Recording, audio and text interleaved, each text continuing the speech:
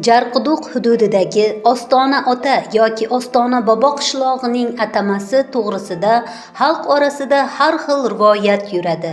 Sohibqiron Amir Temur Hirotdan qaytayotganda Ostona ota qishlog'ida to'xtaydi. U yerdagi jimjimador toshlarni ko'rib, bu Samarqandga xos deb olib ketadi. Sohibqiron Bog'iston qishlog'iga kelib, u yerda yashovchi Xudoyqush shayxni ustoz deb ataydi. U yerga kelib, pirimning ostonasiga keldim deb Bog'iston qishlog'i Ostona ota nomini olgan.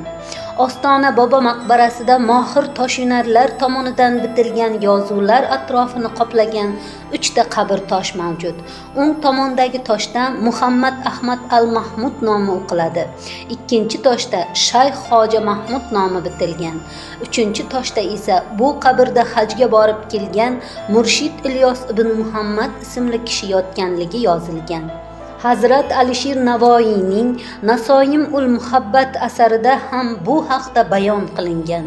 Ana shu asarda Ilyos shayx va uning o'g'li Shayxzoda Abul Hasan to'g'risida xabar beriladi.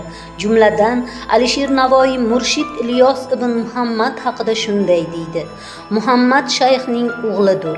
Zohir ulumida bu silsilada andin olimroq yo'q ermish va haj davlatiga musharraf bo'libdir. Arabiyatda mohir ermish va ul til bilan so'zlashur ermish va nazmdagi aytur ermish va Samarqandda Tum tog'ida sokin ermish. Samarqandning qadimiy Tum mavzii va shu nomi bilan ataluvchi tog' tizmalari orasida joylashgan Ostona bobo qishlog'i va u yerdagi tarixiy yodgorliklar, maqbara hamda masjid O'rta Osiyoda Xojagon silsilasi nomi bilan mashhur bo'lgan tariqatning 14-15 asrlardagi yirik vakillari sharafiga barpo etilib, asrlar davomida il uchun ziyoratgoh bo'lib kelgan.